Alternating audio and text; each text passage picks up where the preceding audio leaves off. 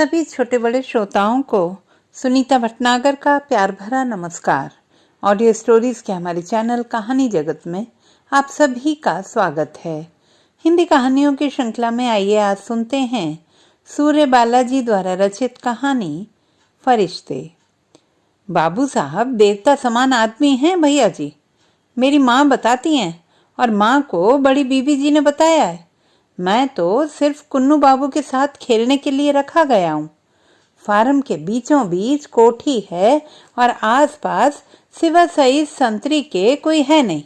सो बड़ी बीबी जी ने माँ से कह दिया, मटरुआ को भी ले आया कर यहाँ, कुन्नू बाबू के साथ खाली समय में खेला करे, खुराकी भी दूंगी, 10-5 रुपए भी। माँ कहती है, और देवता समान आदमी किसे कहते हैं बोल? इसीलिए मुझे हमेशा समझाती हैं कि कुन्नू बाबू के साथ कायदे से खेला कर, जो कहें वही खेला कर, जैसे कहें वैसे ही खेला कर, ना नू बिल्कुल नहीं। आखिर वे बच्चे ठहरे, तुझसे कुल 3-4 साल बड़े ही तो हैं। वह तो भगवान का दिया फल फूल घी दूध पला पोसा शरीर है, सो हट्टे कट्टे होंगे ही। और मैं उनसे बड़ा होने पर भी उनके सामने पिद्दी तो लगूंगा ही। अब कहीं उन्होंने कहा, मटरुआ चल कबड्डी खेल, तो मुझे कबड्डी खेलना चाहिए। नहीं तो कहीं मैंने ना की और वो जिद में बिगड़ गए तो बस बच्चे ही ठहरे ना। कहीं हाथ को हाथ लगा दें या फिर बूटी निकाल कर दौड़ा दें, तब तो भी मैं रोता नहीं, हंसता रह जाता हूँ खिसिया कर। इससे बीबी जी खुश रहती हैं, माँ भी कहती हैं बस ऐसे ही रहा कर, तो तेरी मेरी दोनों की जिंदगी का बेड़ा पार लग जाएगा। पहले छोटा था ना तो कभी कभी भूल जाता था अपनी औकात। खेलते समय कुन्नू बाबू को हमेशा जिताने की बात याद ही नहीं रहती थी। एक बार हम दोनों बच्चे खेल रहे थे, कुन्नू बाबू जबरन मेरे सारे कंचे जीतते चले जा रहे थे। मुझ में इतनी अकल कहाँ, अपने कंचे वापस मांगने लगा कि कुन्नू बाबू बेईमानी मत करो, मेरे जीते हुए कंचे वापस दे दो। कुन्नू बाबू भला क्यों देते, आप ही सोचें। लेकिन मैं अपने कंचों के लिए रोने लगा, रोते रोते कंचे छीनने की भी कोशिश करने लगा। अब कुन्नू बाबू को गुस्सा न आता तो क्या आता, एकदम हुजूर साहब की तरह गाली बक कर खींच कर 3-4 कंचे उन्होंने मेरे मुंह पर दे मारे। मैं दर्द से चीख कर बिलबिला उठा था और जैसे चरखी पर चक्कर आता है ना भैया जी, वैसे ही छटपटाकर बेहोश हो गया था। कुन्नू बाबू रोते चीखते और पैर पटकते हुए कोठी में भागे। बीबी जी बिफरती हुई बाहर आई थी, लेकिन मुझे सुन्न पड़ा देखकर सक पका गई थी। कुछ नहीं बोली, नहीं तो भैया जी गलती तो मेरी ही थी। चाहती तो बीबी जी भी जमकर मेरी धुनाई कर सकती थी, लेकिन उन्होंने की नहीं। कर देती तो मैं या माँ उनका क्या कर लेते। बाबू साहब करते तो हैं कभी कभी नौकरों की धुनाई। कोड़ा चाबुक छड़ी जो हाथ में आए या आसपास हुआ उठाकर ऐसा धुनते हैं कि सोचकर भी रोएं कांप जाए। इसीलिए तो माई मुझे हमेशा फुसफुसा कर समझाती हैं, कुन्नू बाबू को कभी कबड्डी में पकड़कर चोर मत करना, कुन्नू बाबू से कंचे मत जीतना, कुन्नू बाबू से लूडो इस तरह खेला कर कि उनकी गोटी सीढ़ी चढ़ती ही चली जाए ऊपर तक और तेरी गोटी को सांप निगलता ही चला जाए। सो मैं खूब चालाकी और समझदारी से खेलता हूँ लूडो। अगर 2 खानों के बाद सांप का मुंह पड़ता है और मेरा 4 का नंबर आ जाता है तो मैं जल्दी से डाइस का नंबर 2 कर देता हूँ, बस मेरी गोटी को सांप खा जाता है। और इस बार तो हुजूर साहब बाहर से लौटे तो कुन्नू बाबू के लिए बहुत बढ़िया लाल रंग की गेंद और विकेट बल्ला लेकर आए थे। कुन्नू बाबू मुझे बुलाकर चिल्लाए, मटरुआ चल क्रिकेट खेलेंगे। मैं चट विकेट गुल्ली बल्ला संभाले पीछे पीछे हो लिया। जहां उन्होंने कहा सब फिट कर दिया।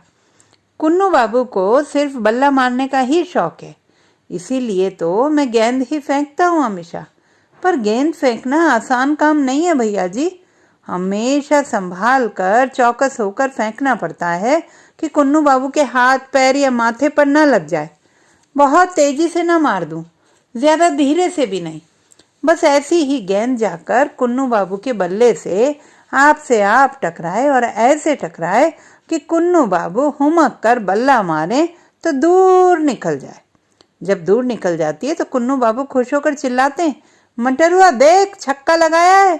कुन्नू बाबू का खेल देखकर बीबी जी खुश होती हैं और मेरा खेल देखकर माँ। लेकिन सच सच कहूं भैया जी, मेरा मन तो करता है कि एक बार, सिर्फ एक बार वह लाल गेंद हाथों की मुट्ठी में कसकर पूरी ताकत से फेंक कर देखता। मेरी गेंद आखिर कहाँ तक जा सकती है, सिर्फ ये जानने के लिए कि मेरे हाथों में आखिर कितना दम है, मुझे पता तो चले। लेकिन माँ यह सब सुनते ही हदस जाती। नहीं नहीं, तू अपना दम कभी नहीं आजमाना मटरुआ, कभी नहीं। तेरा काम खेलना नहीं है, सिर्फ खिलाना है कुन्नू बाबू को। तुझे खिलाने की ही तो खुराकी मिलती है। सो तो है ही, बीबी जी माँ से कहती हैं। कुन्नू को तो हम लोग हजारों रुपए महीने के स्कूलों में भेज सकते थे, लेकिन मैं बाबू साहब के सामने रोने गिड़गिड़ाने लगी। आखिर एक ही तो है, ले देकर अपने पास ही रखेंगे। यहीं रखकर खेल कूद पढ़ाई लिखाई सब में आगे निकाल देंगे, चाहे पैसा पानी की तरह ही क्यों न बहाना पड़े। माँ फौरन निहाल होकर दोनों हाथ आसमान की तरफ उठाकर कुन्नू बाबू, बाबू साहब, बीबी जी और कोठी की सलामती की दुआ मांगने लगती हैं। कोठी नहीं देखी ना आपने भैया जी? माँ कहती है सुरग है सुरग, कोठे पर कोठे, गच्चे पर गच्चे, जाने कितनी छतें दुछत्तियाँ, ठंडी गरम मशीनें। अभी ही बीबी जी के बहन बहनोई और कई मेहमान लोग आएंगे, उन्हीं कमरों में ठहरेंगे। तमाम ताम झाम, बर्फ, लस्सी, मिठाई, फलों की टोकरियाँ। सांझ को सब हंसते बोलते छत पर बैठेंगे। बाबू साहब जब ज्यादा खुश हुए तो कहेंगे, मटरुआ चल जरा अपना बिरहा या कजरी तो सुना। मैं जरा भी हिचका, सकुचाया या देर हुई तो बाबू साहब गरज उठते, अबे चल सुअर, इतना मनोना काहे को करा रहा है? दूंगा एक हाथ खींचकर तो घिग्गी बन जाएगी, अहमक कहीं का। बस मैं डर के मारे जल्दी से कभी कान पर हाथ रखकर आल्हा बिरहा गाने लगता हूँ, तो कभी कमर पर हाथ रखकर अहिरव नाच नाचने लगता हूँ। सब लोग हंस हंस कर बेहाल हो जाते हैं। कोई कोई खुश होकर 25-50 पैसे भी हाथ पर धर देते हैं। उन्हें हंसते देखकर खिसियाहट सी होती है, लेकिन पास बैठी माँ को आंचल मुंह पर रखे धीमे धीमे खुश होते देखकर अच्छा लगता है। और फिर हंसते तो भैया जी लोग मेरी सूरत, शक्ल, लिबास, बोलचाल सभी पर है, क्योंकि मैं हमेशा कुन्नू बाबू के उतरे पुराने कपड़े पहने रहता हूँ, जो मेरे बदन पर चारों तरफ झूलते रहते। नाम भी मटरुआ। पहले कोठी पर आए बच्चे हंसते चिढ़ाते थे तो रोता खिसियाता भागकर अपने टटरे में घुसकर बैठ जाता था। पर कहाँ ना, अब मैं बच्चा नहीं रहा।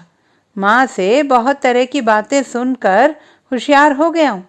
माँ बताती हैं कोठी के इसी ऊपर वाले ठंडे कमरे में कत्ल हुआ था, अभी नहीं बहुत दिन पहले, जिसके जुर्म में मेरा बाप पकड़ा गया था। किया नहीं था, पर बाबू साहब ने आधी रात उठवाकर बुलवाया, समझाया कि पुलिस दरोगा को खबर लग गई है, चुपचाप जुर्म कबूल करके चला जा, मेरी इज्जत का सवाल है। ना फिक्र ना करना, बिल्कुल 10-15 दिनों के अंदर ही रिहा करवा लूंगा। माँ तो बताती हैं कि वह रोई गिड़गिड़ाई थी, पर मेरा बाप होमक कर बोला था, अरे इतने दिन बाबू साहब का नमक खाया है, आज उनकी इज्जत का सवाल है, कैसे मुकर जाऊं? वह भी सिर्फ हफ्ते 15 दिन के लिए ना। इतने बड़े आदमी होकर मेरे सामने इज्जत की भीख मांग रहे हैं, ना कैसे कर दूं?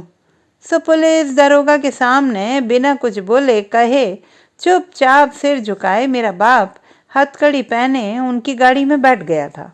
बाबू साहब ने खुश होकर मेरे बाप की पीठ थपथपाई थी कि फिक्र मत करना बीवी बच्चों की, तुम पर मेरा विश्वास है, इसलिए अपनी इज्जत बचाने का काम सौंप रहा हूँ। बाकी सब तो घर के भेदिए हैं, बस महीना 15 दिन की बात है। मेरा बाप गदगद हो गया था बाबू साहब का प्रेम भाव देखकर, और बड़ी शान से गाड़ी में बैठ गया था। बस तब से आज तक किसी ने मेरे बाप को नहीं देखा। लेकिन बाबू साहब बेचारे भी क्या करें, उन्हें कोई 1-2 काम रहते। दिन रात जब देखो ऊपर वाले बड़े कमरों में एक से एक बड़े हाकिम हुक्काम आए ही रहते। वो क्या कहते हैं ना, मीटिंग चलती रहती हैं। और उन दिनों तो क्या रात क्या दिन, वैसी गहमा गहमी माँ ने कभी देखी ही ना थी। सारा समय बाबू साहब किसी न किसी के साथ यहाँ से वहाँ भागते दौड़ते ही रहते।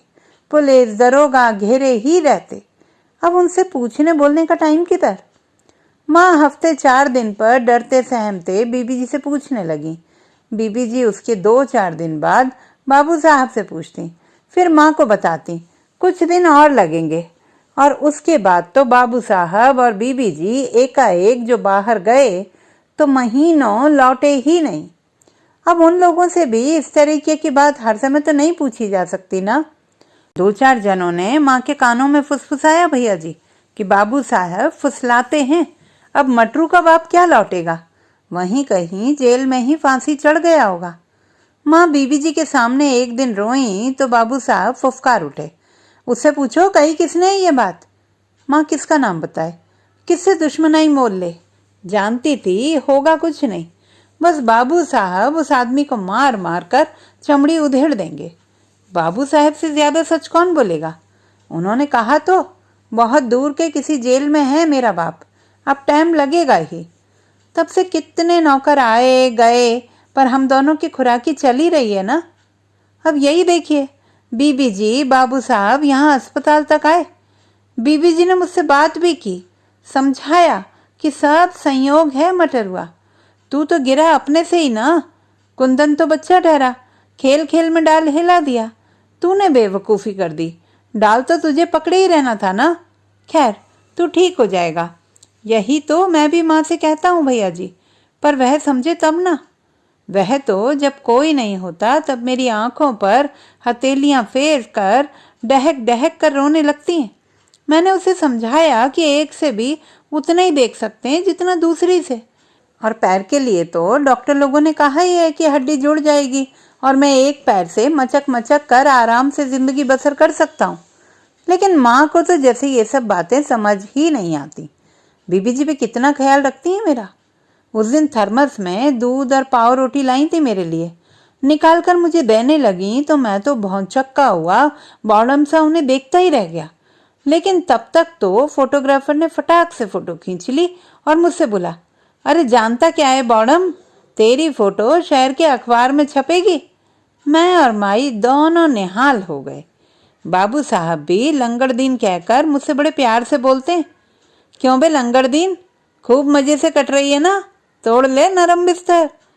हाँ, फिर साथ आए अपने बहनोई से हंसते हुए कहते हैं, भगवान जो करता है अच्छा ही करता है। अब ये देखो अपंग वर्ष है ना, सो हमें घर बैठे ही अपंग सेवा का संयोग बिठा दिया इस जमुड़े की टांग तोड़कर, और हो कर हंसने लगे। बाबू साहब को हंसता देखकर मैं और माई भी खुश होकर हंसने लगे। लेकिन एक बात मेरी समझ में नहीं आई भैया जी, मेरा जामुन के पेड़ से गिरना बाबू साहब के लिए कौन सा संयोग जुटा गया। वह तो उस दिन खेल खेल में ही कुन्नू बाबू बिना बात उखड़ पड़े, बोले हट जा, आज मैं तेरे साथ नहीं खेलूंगा, भागता है या नहीं यहाँ से, गेट आउट। मैं खिसिया गया, डरा भी, माई का डर, क्योंकि कुन्नू बाबू बोले थे, समझता क्या है, आज तुझे और तेरी माई दोनों को निकाल कर बाहर करवाता हूँ। इसी से खिसिया कर उन्हें हंस हंस कर मनाने लगा, अपनी सफाई भी देने लगा कि मैं क्या करता, कुन्नू बाबू इतना संभाल कर तो मारी थी, पर जाने कैसे गेंद तुम्हारे बल्ले को छुए बिना ही निकल गई। Shut up. कुन्नू बाबू अब अंग्रेजी भी पढ़ते हैं ना, सो उनके अंग्रेजी में गाली बकते ही बाबू साहब बीबी जी खूब खुश होकर हंसते हैं, मैं भी, हालांकि गाली मुझे ही बकते हैं। सो कुन्नू बाबू किसी तरह मान गए, लेकिन ऐंठ कर बोले, अच्छा चल, लेकिन क्रिकेट नहीं खेलते, उधर बगीची में चलते हैं। मैं खुश होकर विकेट बल्ले समेत फौरन उनके पीछे हो लिया। बगीची में पहुंचकर बोले, चल जामुन के पेड़ पर चढ़ जा और देखकर पक्की पक्की जामुन फेंक नीचे। मैं बेहद खुश जल्दी जल्दी पेड़ पर चढ़ गया, लेकिन पक्की जामुन थी ही कितनी, मुश्किल से 2-4, बहुत ढूंढी तो 1-2 और मिली, उन्हें फेंक दिया। कुन्नू बाबू अब और जामुन तो नहीं है। कुन्नू बाबू फिर खींचने लगे, तभी उन्होंने नीचे से देखा, वो देख मटरुआ, ऊंची वाली डाल पर 3-4 एक साथ पकी है, जा तोड़ ला। मैंने एक बार उस ऊंची पतली डाल को देखा, फिर सहम कर कहा, कुन्नू बाबू मुझे डर लगता है। अबे ब्लडी फूल, तोड़कर लाता है कि नहीं? कुन्नू बाबू पैर पटक कर चिल्लाए। लाता हूँ, मैं खिसिया कर बोला। तो चढ़, बकर बकर मेरा मुंह क्या देख रहा है? मैं किसी तरह ऊंची वाली डाल पर पहुंचने की कोशिश करने लगा। कुन्नू बाबू को मेरा डरा सहमा चेहरा देखकर बड़ा मजा आ रहा था। शाबाश, चढ़ जा, जामुन नहीं तोड़ी तो तेरी हड्डी पसली तोड़ दूंगा। किसी तरह हिलते कांपते मैंने डाल पकड़ी और जामुन तोड़कर नीचे फेंकी। लेकिन उतने के लिए जैसे ही एक पैर नीचे उठाया कि कुन्नू बाबू को जाने क्या सूझी, उन्होंने नीचे वाली डाल जोर से हिला दी।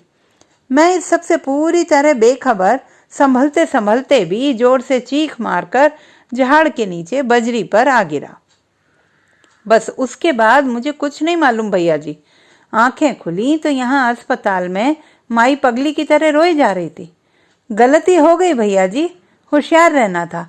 आखिर कुन्नू बाबू के साथ खेलना हंसी खेल थोड़ी है। बालक ही तो ठहरे कुन्नू बाबू।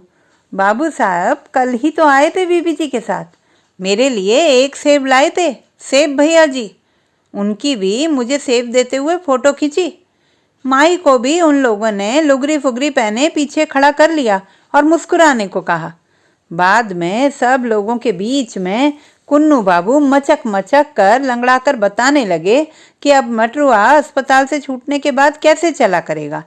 उनकी नकल देखकर बाबू साहब और उनके साथ के सब लोग हो करके खूब हंसे। डॉक्टर और मरीज भी, सब लोग, मैं भी, माँ भी।